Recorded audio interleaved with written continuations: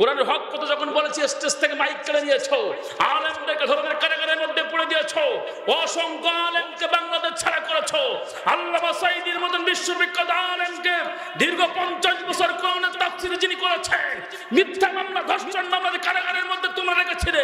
শুনে রাখো, তোমাদেরকে আমরা ছাড় দেব না। টুডে এন্ড টুমরো বাংলার জমিনে তোমাদের বিচার হবে, কেউ তোমাদের ঠেকাতে পারবে না। সুতরাং এই জমিনে আল্লামা সাঈদীর রক্ত ঝরেছে, এই জমিনে আলেমদের রক্ত ঝরেছে। যে জমিনে আলেমদের রক্ত ঝরে ওই জমিনে কোন স্বৈরাচার গাদ্দারের বংশ রাখা হবে না, হবে না, হবে না।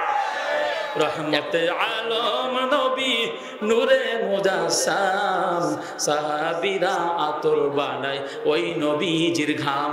বলো সাহাবীরা আতর বানায় ওই নবীজির ঘাম। আল্লাহু আকবার বলে। রসুলের গায়ের ঘামগুলা সাহাবীরা হাতে করে নিয়ে নিয়ে সমস্ত শরীরে মাখে। আল্লাহর রসুলের ঘাম যখন সাহাবীরা মাখে, ওই শরীরের ঘ্রাণ চতুর্দিকে ছড়ায়া যায়। আল্লাহু আকবার বলেন। রহমতে আলম নবী নূরে মুজাসসাম, সাহাবীরা আতর বানায় ওই নবীজির ঘাম। বলো সাহাবীরা আতর বানায় ওই নবীজির ঘাম। শোনো মানো জানো কি আমার নবীজি যাহার পাগল চন্দ্র সূর্য তারকারাজি। শোনো মানো জানো কি আমার নবীজি যাহার পাগল চন্দ্র সূর্য তারকারাজি। তোমরা আরো শুনবানি সুন্দর কাহিনী, জান্নাতেরই রুমে রুমে লেখা নবীর নাম। বলো জান্নাতেরই রুমে রুমে লেখা নবীর নাম। আল্লাহু আকবার বলেন। রহমতে আলম নবী নূরে মুজাসসাম, সাহাবীরা আতর বানায় ওই নবীজির ঘাম। বলো সাহাবীরা আতর বানায়। সম্মানিত আমার আলোচনার দিকে চলে যাই। আমার আল্লাহ বিশ্ব নবী মুহাম্মদুর রাসূলুল্লাহ। ওমরের মাথা গরম না নরম? আবু বকরের মাথা ঠান্ডা না গরম? না না ঠান্ডা। আরে আবু বকর কিছু বলে না, ওমর তা মানে না। ওমর বললেন নবী গো, না না না, আমি তো সেই ওমর, আপনি আমারে চিনতে পারেন নাই। আপনার কল্লা কাটার জন্য আমি ঘর থেকে তরবারি বাহির করেছিলাম, রসুলের কল্লা কাটবো। আমি যখন রসুলের দিকে আপনার কল্লা কাটার জন্য আপনার বাড়ির দিকে রওনা দিলাম, আরে নবী গো, আপনার চেহারার দিকে যখন আমি তাকালাম, আপনার কপালের দিকে তাকানোর পর আমি দেখলাম না, আপনার চেহারার ভিতর যে নূর আমি দেখেছি। নবীর হাত থেকে তরবারি খানা পড়ে গেল। আমি ওমর আপনার হাতে হাত দিয়ে কালিমা গ্রহণ করে ইসলাম গ্রহণ, আমি তো সেই ওমর। আল্লাহু আকবার বলেন। ও নবী, আর আমি সেই ওমর ইসলাম গ্রহণ করলাম, আর আপনার চেহারা আঘাত করেছে ওই ইহুদির আমি ছাড় দেবো। আপনি ভাবলেন কি করি? সুবহানাল্লাহ বলেন। আপনি ভাবলেন কি করি? আপনি ছাড় দিতে পারেন, ওমরের তরবারি ছাড়বে? সামনে ভাইরা আমার, ওমর বললেন নবী আপনি ছাড় দেন সমস্ত, আমি ওমর কিন্তু ছাড় দেবো না। বলে দিলাম সুবহানাল্লাহ বলে, আমি বলে দিলাম ছাড় দেবো না। ও নবী, আপনার হাতে হাত দেওয়ার পর আমি স্ত্রী ছেড়েছি, সন্তানের মায়া ত্যাগ করেছি, আমার দুনিয়ার সব মায়া ত্যাগ করেছি নবী আপনার ভালোবাসার কারণে। আর আমার ভালোবাসা মানুষের যদি কেউ থাপ্পড় মারে, জমিনে ফেলাই দেয়, আমি ওমরের জীবন থাকতে কখনো ছাড় দিতে পারি না। ওমর বললেন নবী না না না গো, আমি নবী ছাড় দেব না। ওমর আস্তে করে ইহুদির জামার কলাতে ধাক্কা দিয়ে বলে, ইহুদি রে, কার গায়ে তুই হাত দিয়েছি তুই কি জানিস রে? তুই কি জানিস? এ কিন্তু সাধারণ কোনো নবী নয়, এ আখিরি জামানার পয়গম্বর। আমার নবীর চেহারায় কোনো মুসার মাসি বসে নাই। যে নবী রাস্তা দিয়ে হাত আতরের ঘেরান বাইর হয়, যে নবী রাস্তা দিয়ে হাঁটলে গাছগুলা রসুলের ছায়া দেয়, যে নবী গাছেও রসুলের ছায়া দেয়, যে নবী রাস্তা দিয়ে হাঁটলে আমরা সাহাবীরা রসুলের গায়ের ঘাসগুলো আমরা সমগ্র শরীরে মাখি, ওই নবীর গাইতে হাত দিয়েছি। ইহুদি তোরে সাহস দিল, কেড়ে দিল কি? আল্লাহ নবী বললেন ওমর তুমি ধৈর্য ধারণ করো রে, আমি ওমার সাল্লাকা ইল্লা রাহমাতাল লিল আলামিন, গোটা পৃথিবীর মানুষের জন্য আমার আল্লাহ রহমত বানাইছেন। ওমর তুমি কি জানো না? তুমি কি জানো না? আমি নবী যা জানি ওমর তুমি তা জানো না। আল্লাহু আকবার বলেন। জানেন ভাইরা আমার, আল্লাহ নবী এই কথা বলার পর ওমর একটু থমকে গেলেন, দাঁড়িয়ে গেলেন। নবী এই কথা বলে, আরে কি হবে, আমার কি হবে, আমার তো মন মানে না, আমার মন তো কোনোভাবে মানে না, রসুলের অপমান তো আমি সহ্য করতে পারি না, রসুলের গায়ে আঘাত করবে এটা তো কখনো মেনে নিতে পারি না। ও পাসপোতাবাসী, এখনো যদি রসুলের নামে কোনো কুটিক্তি করা হয়, রসুলের নামে যদি অপমান করা হয়, যদি ময়দানে আমাদেরকে ডাক আসে, মাথায় কাফনের কাফন দিয়ে রাজপথে নামতে রাজি করা, দুহাত ধরে দেখেন আল্লাহকে তারা তারা।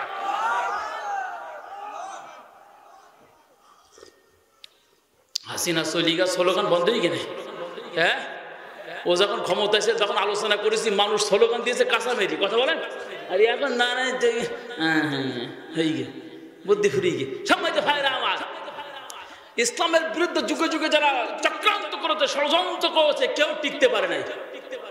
কথা বলেন না কেন? অতীতেও পারে নাই, বর্তমানও পারবে না, ভবিষ্যতেও পারার কোনো সম্ভাবনা। ইসলাম ছিল, ইসলাম আছে, ইসলাম থাকবে। সুতরাং আল্লাহর জমিন আল্লাহর কোরআন দিয়ে পরিচালিত হবে। কোন বাপ দাদা 14 গোষ্ঠীর রাজনীতি করার সময় আমাদের নাই। আমরা কোরআন নীতি করবো, কোন মানুষের তৈরি করা আইন মানব না। খল কলাম সৃষ্টি যার আইন চলবে তার, কোন মানুষের তৈরি আইন আমরা তোয়াক্কা করি না, মানি না, মানি না, মানবো না। সুতরাং আরে ইসলামী আন্দোলনকে নিষিদ্ধ করেছিল যারা, বাংলার জমিন নিষিদ্ধ হলো তারা। এই কথা বলেন না কেন? আজকে ইসলাম নিষিদ্ধ করবে, কত বড় শয়তান! ইসলাম নিষিদ্ধ করা জিনিস, হ্যাঁ? আপনি এক কাজ করতে পারেন, আমি আমিনুর রহমান আমার নিষিদ্ধ করতে পারেন, আমি পাসপোর্টায় আমরা নিষিদ্ধ করে দিলে আমি রস করতে পারবো, করতে পারেন, সমস্যা নেই। অন্যদিকে যাবো, এখানে ভাত না হয় আরেক জায়গায় হবে, হ্যাঁ? এক দুয়ার বন্ধদের হাজারো দুয়ার খোলা, কথা বলেন না কেন? এখন আপনি হুজুর নিষিদ্ধ করেন, আলহামদুলিল্লাহ। আল্লামা সাইদির মাহফিল নিষিদ্ধ করেন, সমস্যা নাই।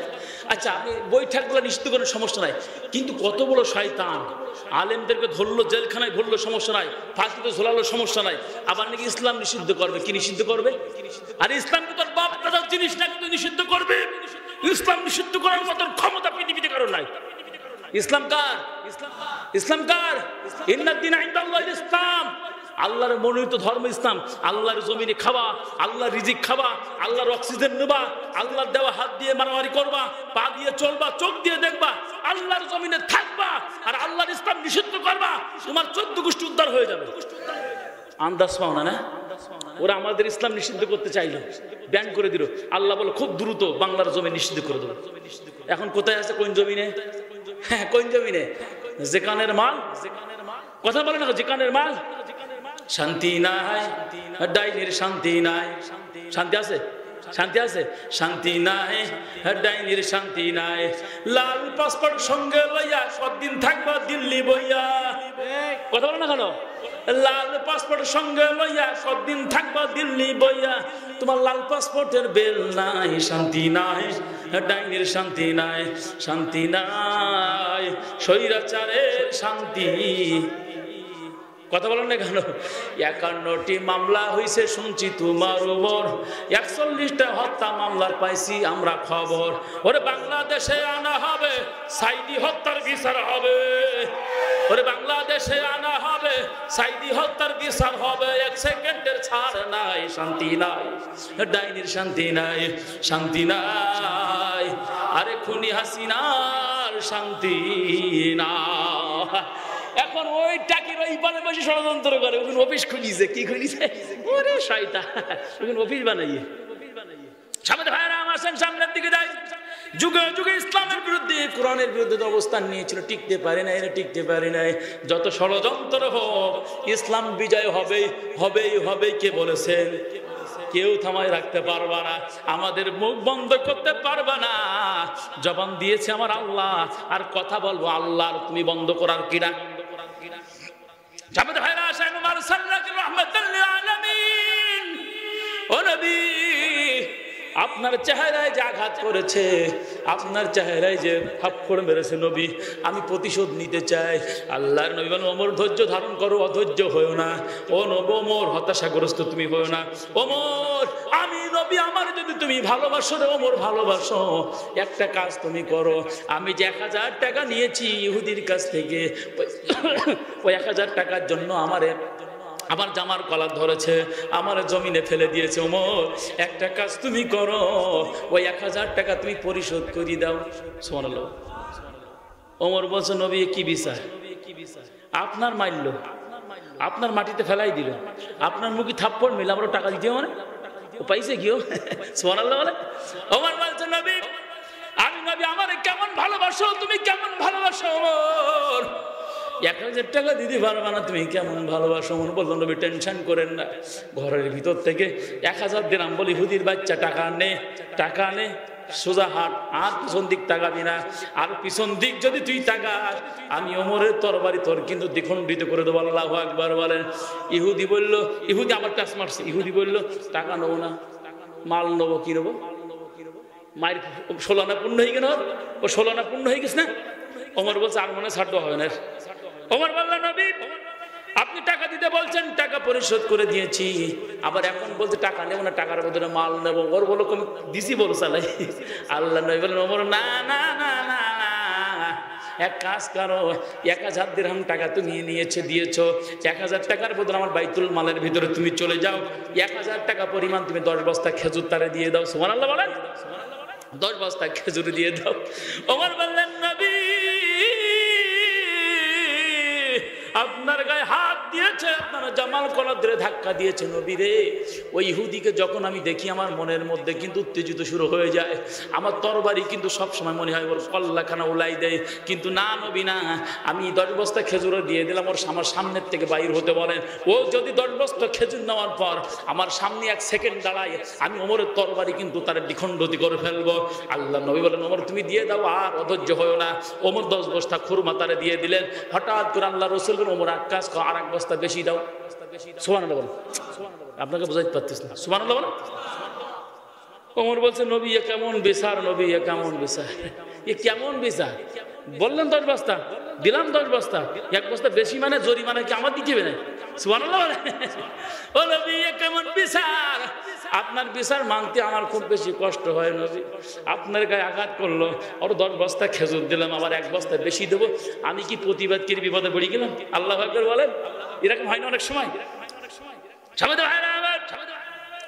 ওমর বললেন নবী 1 বস্তা বেশি দেওয়ার কারণটা কি? আল্লাহ নবী বলেন ওমর আমার গায়ে আঘাত করার পর আমারে যখন তোমরা হাত ধরে দাঁড়ায়া দিলে, হঠাৎ করে ইহুদির জামার কলার ধরে তুমি ধাক্কা দিয়েছো। কেন তুমি ধাক্কা দিলে? ইহুদির আঘাত করার কারণে 1 বস্তা খেজুর তোমার আমি জরিমানা করলাম। ওমর বলে নবী এ খুব কঠিন বিচার নবী, আমি ওমর তোমার মাথা গরম বিচার তো মানতে পারি না, কিন্তু আপনি তো বিশ্ব নবী, আপনি জামানার পয়গম্বর, আপনি গোটা পৃথিবীর মানুষের জন্য রহমত নবী, আপনি তো রহমতের নবী, মায়ার নবী, আপনি তো দয়ার নবী।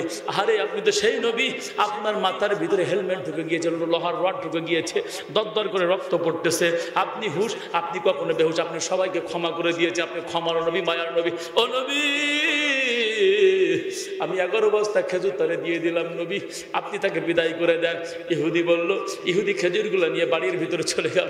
বাড়ি যাওয়ার পর স্ত্রীকে বলে স্ত্রী নাও কিছু খাদ্য আমি কিনে নিয়ে আসছি, আমার সন্তানদের তুমি খাওয়াইও।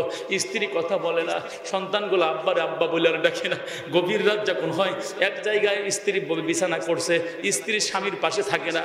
ইহুদি বলল আল্লাহ কি অপরাধ আমি করেছি, আমি বুঝতে পারি না, আমি বুঝতে পারি না। আমার স্ত্রী আমার সাথে কথা বলে না, আমার সন্তান 2টা আমার কাছে আসে না, এলাকাবাসী কেউ আমার সাথে কথা বলে না, আমি কি অপরাধ যেন করে ফেলেছি, আমি কি অন্যায় করেছি আমি নিজেই বুঝতে পারি না। ও আল্লাহ আমার স্ত্রী তো কথা বলতেছে না, কেউ তো আমার এক ঘড়ি করে ফেলাইছে, কেউ তো আমার সাথে কথা বলে না। সুতরাং এখান থেকে একটা জিনিস বুঝতে হবে, ইসলামের বিরুদ্ধে, কোরআনের বিরুদ্ধে, আলেমদের বিরুদ্ধে যারা যাবে তাদেরকে আমরা এক ঘড়ি করে দেবো। কথা বলেন, কেউ তাদের সাথে সম্পর্ক রাখবে না। ইসলামের সাথে যাদের সম্পর্ক নাই, আমাদের সাথে সম্পর্ক নেই। বলে তোমার যদি ইসলামের সাথে সম্পর্ক থাকে, আমার সাথে তোমার সম্পর্ক আর থাকবে। কথা বলেন, যদি আমার স্ত্রী হয়, যদি আমার আব্বা হয়, যদি আমার মাও হয়, সবচেয়ে ইসলাম আমার কাছে প্রিয়।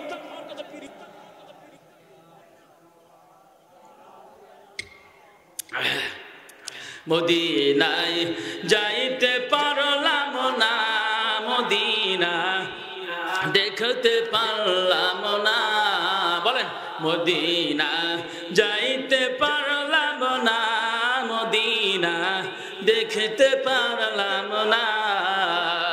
আমি অসহায় তাই এত দূরে রই। আল্লাহ বলেন আমি অসহায় তাই এত দূরে রয় শুধু সালাম জানাই মদিনা যাইতে পারলাম না মদিনা দেখতে পারলাম না।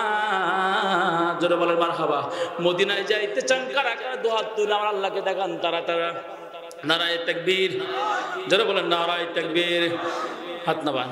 ওই মদিনার পথের ধুলি আমি ওই মদিনার পথের ধুলি আমি মাখতে পারলাম না মদিনা। বলেন মদিনায় যাইতে পারলাম না মদিনা দেখতে পারলাম না। মদিনার নাম কত মধুর মদিনা আর যে কত দূর। আল্লাহু আকবার বলেন। মদিনার নাম কত মধুর মদিনা আর যে কত দূর। পাখির নাই দানা থাকিলে আমি যেতাম মদিনায় মদিনা যাইতে পারলাম না মদিনা দেখতে পারলাম না। জোরে বলেন মারহাবা। সম্মানিত ভাইরা আমার, ওমর বলল নবী গো আমি তো বিদায় করে দিয়েছি, ইহুদিকে বিদায় করে দিয়েছি, আপনার সামনে যেন কখনো আর না পড়ে। ইহুদি বাড়ি গিয়ে তার স্ত্রী কথা বলে না, সন্তান কথা বলে, স্ত্রী কথা বলে না, সন্তানও কথা বলে, টেনশনের মধ্যে পড়ে গেল। এখন হঠাৎ করে ওমরের কাছে ইহুদি এসে বলল ওমর রে আমার একটা কাজ তোমারে করে দিতে হবে। ওমর আমি একটা অপরাধ করে ফেলেছি ওমর, এই অপরাধ থেকে যতক্ষণ পর্যন্ত আমি মুক্তি না পাবো আমি ততক্ষণ পর্যন্ত আমি বাড়িতে যাব না।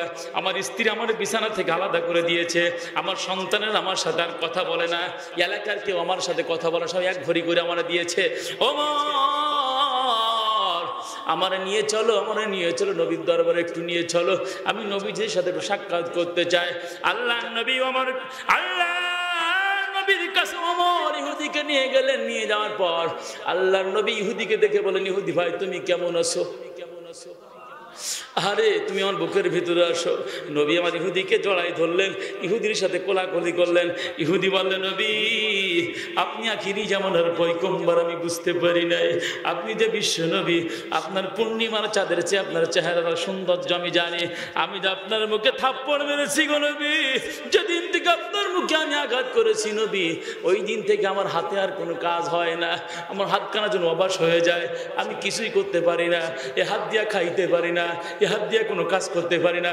ও নবী শুধু তাই না নবী তাই না, আমি তো এটা গেল আমার স্ত্রী আমার সাথে কথা বলে বিছানা পৃথক করে দিয়েছে, আমার সন্তান আমার কাছে আর আসে না, নবী এলাকাবাসী সবাই কথা বন্ধ করে দিয়েছে। নবী গো আমারে মাফ করে দেন, আমারে মাফ করে দেন। আপনি যদি মাফ না করেন নবী আমি আজ থেকে শপথ নিয়েছি আমার হাত কিন্তু আমি কেটে ফেলবে, হাত কিন্তু রাখবো না। যে হাত দিয়ে আমার মায়ের নবীর আঘাত করেছি এই হাত আমি আর দুনিয়ায় রাখবো না, নবী রাখবো না। আপনি কি আমার মাফ করে দেবেন কিনা তাই বলেন। আল্লাহ নবী বলেন ইহুদি টেনশন করো না, হতাশ হও না, টেনশন করো না, তুমি কি জানো না ওমা আরসালনাকা ইল্লা রাহমাতাল লিল আলামিন, আমি তো মুসলমানদের নবী নয় গোটা পৃথিবীর মানুষের জন্য আমি আমার আল্লাহ রহমত বানাইছে। ইহুদি আমার বুকে এসো, তুমি আমার বুকে এসো। আল্লাহর নবী ইহুদির হাতে হাতখানা রাখলেন, রাখার পর বিশ্ব নবী বললেন আমার বুকের ভিতরে এসো। আল্লাহর নবী ইহুদির বুকের ভিতরে গিয়ে বললেন কালিমা পড়ো, ইসলাম গ্রহণ করো। আমি নবী ঘোষণা দিলাম ইহুদি তোমার জন্য আমার আল্লাহ জাহান্নামের আগুন হারাম করে দিবে। জোরে বলেন সুবহানাল্লাহ। ইহুদি বললে আমার মায়ের নবী আমি তো জীবনেও দেখি না, ও নবী বেয়াদবি করেছি আপনি আমারে ক্ষমা করে দেন। আল্লাহ নবী মাফ করে দিলেন। এবার সামনের দিকে আসেন। আর আমরা এমন পাবলিক ওই নবীর উম্মত আমরা, আমাদের যদি কেউ একটা ঢিল মারে ওর বাড়ি যতক্ষণ পর্যন্ত ইট না মারো ততক্ষণ পর্যন্ত আমরা ঘুমো না। আমাদের কেউ যদি একটা চড় মারে ওর 10টা চড় না মারা পর্যন্ত আমাদের শান্তি হয় না। কথা বুঝেন নাই? আমরা এমন পাবলিক। হ্যাঁ আমার নবী তো মায়ার নবী ছিল, আমার নবী তো দয়ার নবী ছিল, আমার নবী তো আখিরি জামানার পয়গম্বর, যে নবীর চরিত্র থেকে ইহুদি আর কাফিররা ইসলাম গ্রহণ করেছে। আল্লাহু আকবার বলে। আরে কি মায়ার নবী আমার ছিল। সম্মানিত ভাইরা আমার, ইহুদিরা খ্রিস্টানরা রসুলের ভুল ধরতে এসে ইসলাম গ্রহণ করেছে। আল্লাহু আকবার বলে। সুতরাং সেই ইসলাম আমরা পেয়েছি, সেই ইসলাম এখনো আছে। সুতরাং ইসলামের বিরুদ্ধে যেন না, কোরআনের বিরুদ্ধে যেন না, কারণ ইসলামের বিরুদ্ধে গিয়ে এই জমিনে থাকার অধিকার আর তার থাকে। আমি একটা কথা আপনাদেরকে বলি, দেখেন, দেশের বিরুদ্ধে কথা বললে আমরা তারা কি বলি? রাষ্ট্রদ্রোহী। কি বলি? রাষ্ট্রদ্রোহী। দেশ নিয়ে যদি কেউ ষড়যন্ত্র করে আর দেশের সাথে তারাই বলি আমরা রাজাকার। কি কার? রাজাকার। আচ্ছা বলেন তো দেখি, কোন মানুষের বিরুদ্ধে, কোন মানুষকে যদি কেউ মারে, অন্যায় ভাবে হত্যা করে, তাকে আমরা মানবতা বিরোধী। তাহলে মানবতা বিরোধী বলি, রাষ্ট্র বিরোধী বলি, যুদ্ধপরাধী বলি। এইবার আসেন দেখি, আচ্ছা বলেন তো, বঙ্গবন্ধুর নামে যদি কটূক্তি করা হতো তাহলে জেল হতো কি হতো না? হ্যাঁ, আপনি জিয়াউর রহমানের বিরুদ্ধে কটূক্তি করলে আপনার নামে মামলা হবে কি হবে না? কিন্তু একটা বাত তো নিজের বুকে হাত দিয়ে বলেন তো দেখি, এই যে আল্লাহর জমিন, আল্লাহর দেওয়া নিয়ামত আপনি খাচ্ছেন, আল্লাহ যদি বলতো 1 সেকেন্ডের 5 সেকেন্ডের জন্য টোটাল পৃথিবীর অক্সিজেন আমি আল্লাহ বন্ধ করে দিলাম, আচ্ছা বলেন তো কোনো মানুষ বাঁচবে? কথা বলেন না, বাঁচবেন? এই অক্সিজেন দিয়েছেন কে? এ মুখ দিয়েছেন কে? সুন্দর খাদ্য গ্রহণ করার জন্য আল্লাহ জিহ্বা দিয়েছেন, তিনি কে? এ হাত দিয়েছেন কে? এ নিঃশ্বাস নেওয়ার জন্য নাক দিয়েছেন কে? এত নিয়ামত যে আমার আল্লাহ দিল।